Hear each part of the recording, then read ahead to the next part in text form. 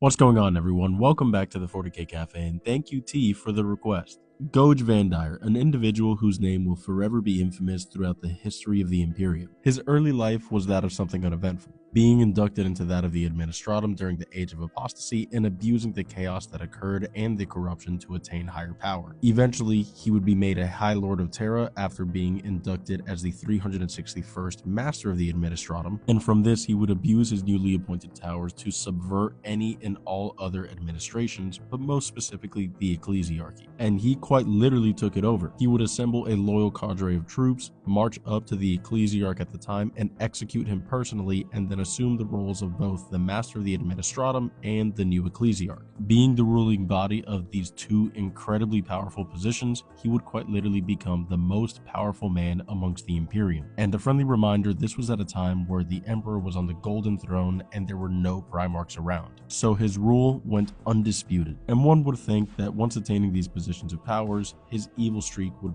relatively be calmed. On the contrary though, he would eliminate many appointed officials and then replace them with his own, and even claim to be receiving messages from none other than the Emperor himself. Eventually he would be considered insane, as he would be quote-unquote receiving these messages and talking by himself, and with a crazed madman in such a high position of power, he would then bring in the Reign of Blood. Under the belief that he was purifying the Imperium from the previous corruption of the Ecclesiarchy, Goge Vandire would go on a rampage, assembling a military that would go unimpeded or unhindered, and begin eliminating whole planets under this belief that again he was purifying the Imperium from the previous corruption. We're now going to fast forward to the point where he would discover a sect of individuals known as the Daughters of the Emperor. This was a conclave of females that had remained hidden for a very long period of time, but devoted their whole lives in worship to the Emperor of mankind. Once learning of this, Vandire would assemble a retinue of individuals to go to meet these so-called Daughters of the Emperor. And upon meeting them, he would begin scheming like he normally did. He would convince this zealotous conclave that he was in fact favored by the Emperor, which was heretical to their ears. To prove it to them, he insisted that they would take action and fire upon him. Unbeknownst to the Daughters of the Emperor, he would be protected by a shield generator that would protect his life, and immediately they would assume that he was in fact protected by the Emperor. With this, they would fall under his command and devote themselves entirely to him, and he then renamed them to the Brides of the Emperor, which you can imagine the kind of vile and disgusting things this man did.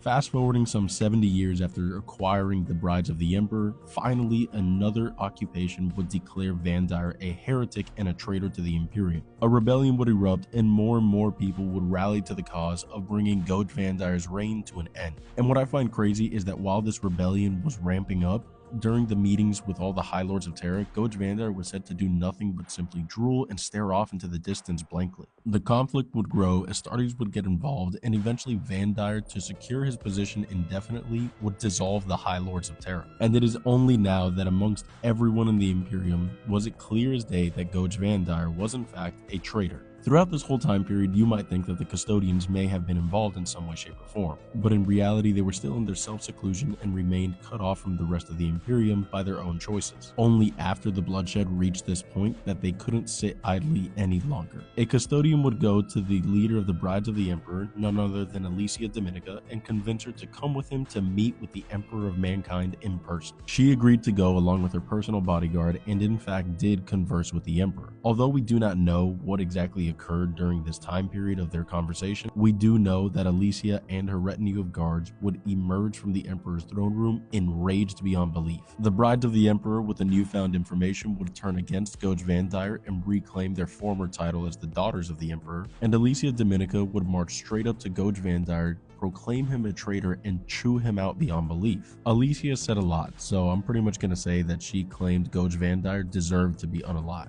To which Goge Vandire's response, truly solidifying his insanity, was, "I don't have time to die, I'm too busy." And then Alesia Dominica would respectfully end his life there, thus ending the reign of Goge Vandire and the Reign of Blood. Goge Vandire was an insane tyrant that let power corrupt him and probably was insane from the very beginning. How it went unnoticed is beyond me, but throughout his reign, I guess the only thing we can thank him for is due to his actions, we eventually got the Sisters of Battle, which is an incredible faction. With that being said, thanks again T for the request, and I hope you all enjoyed this video. Drop a comment if there's anything you guys want to hear about next, and as always, remember to follow for more.